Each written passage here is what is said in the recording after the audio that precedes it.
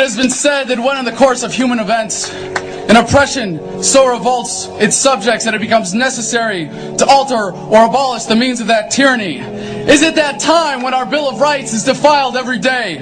When our adventures abroad threaten our security at home? When the Federal Reserve keeps our free nation enslaved by debt? When the people of the world tremble under the thumb of corporate imperialism? And now, our nation is drifting dangerously from freedom to fascism. So I have to ask, is it time?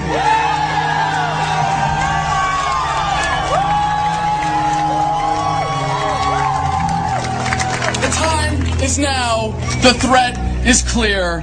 The bands of tyranny are tightening around America, and it is our duty to resist.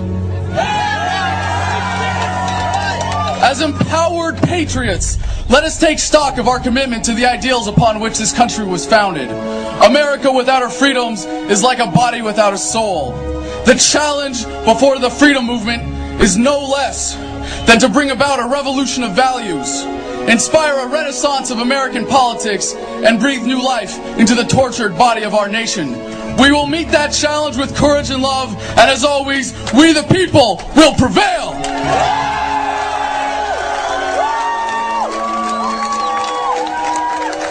To rally the troops of the Revolutionary Army in the winter of 1776, Thomas Paine said, "These are the times that try men's souls. The summer soldier and the sunshine patriot will, in this crisis, shrink from the service of their country. But he that stands by it now deserves the love and thanks of man and woman. Tyranny, like hell, is not easily conquered." As Iraq veterans against the war, we are resisting an occupation we once risked our lives for. We swore to support and defend the Constitution of the United States of America, but we found out the hard way that the greatest enemies of the Constitution are not to be found in the sands of some far-off land, but rather right here at home!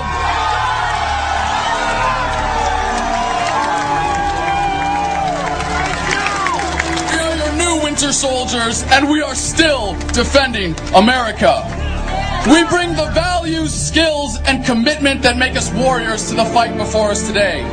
We are working to end the war by strategically withdrawing our material support and inspiring others to do the same. By advocating for veterans, we are empowering soldiers to become successful civilians. With Truth in Recruiting, we are inspiring a generation of young Americans to find a better way to serve their country than dying for empire.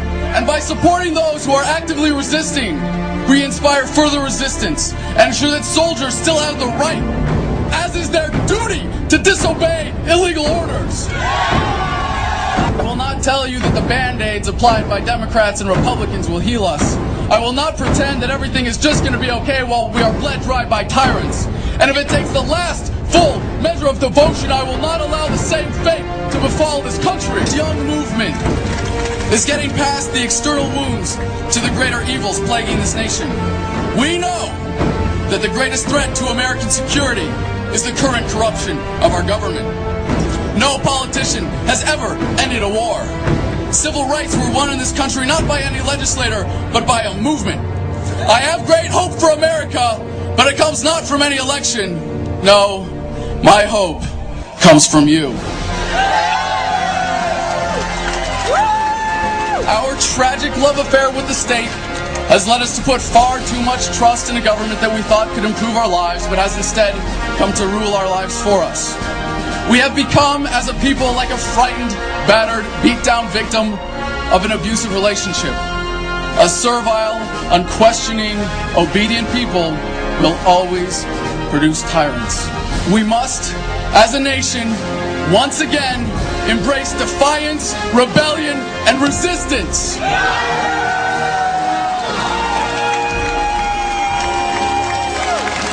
Every day, more and more Americans are avoiding unenforceable taxes, leaving government jobs out of disgust, and sending their kids to college instead of combat. But our efforts as a movement must become unified and deliberate to fully withdraw our support and compliance. Be it with your lives, labor, or tax dollars, stop investing in your own oppression. Guard your communities from the police state. Don't waste a single vote or a single dollar on the two-party system. Do not be content merely to grumble and to march while they are using fear, force and violence as weapons of oppression. We must embrace the opportunity to resist civilly while we still can.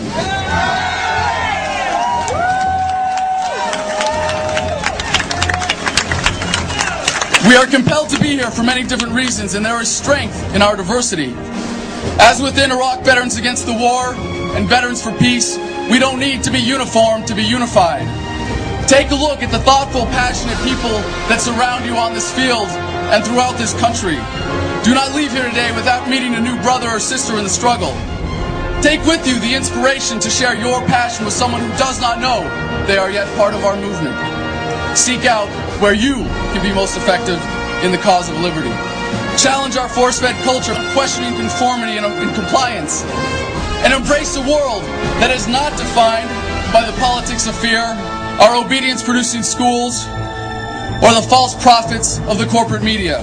As we have been awakened, we must stir the sleeping masses. As the forces of oppression are diligent, so must we toil. As they are committed, we must surpass them. As they step up their efforts, we must rise up to defeat them as a unified movement.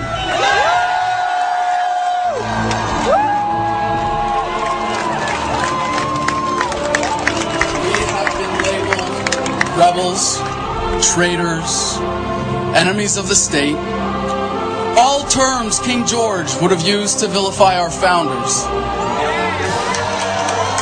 I, for one, will always rebel against oppression, a traitor only to tyranny, and I would be remiss to not make myself the enemy of a state that so blatantly tramples our freedoms. American values have been nearly vanquished by consumerism, militarism, and authoritarianism. Yellow ribbons and lapel pins will not save this country. When injustice becomes law, resistance becomes duty. The utmost manifestation of love and devotion to America is today, as it always has been, resistance of tyranny. Resist we must, and resist we will. We will not be silent. We will not obey. We will not let our government destroy our humanity. We will not wait another moment in fear to stand up for what we know to be right. It is time we start meeting oppression with resistance. They cannot stop us. Humanity marches on. You can fight it or fight for it. When we say revolution, we say it with love.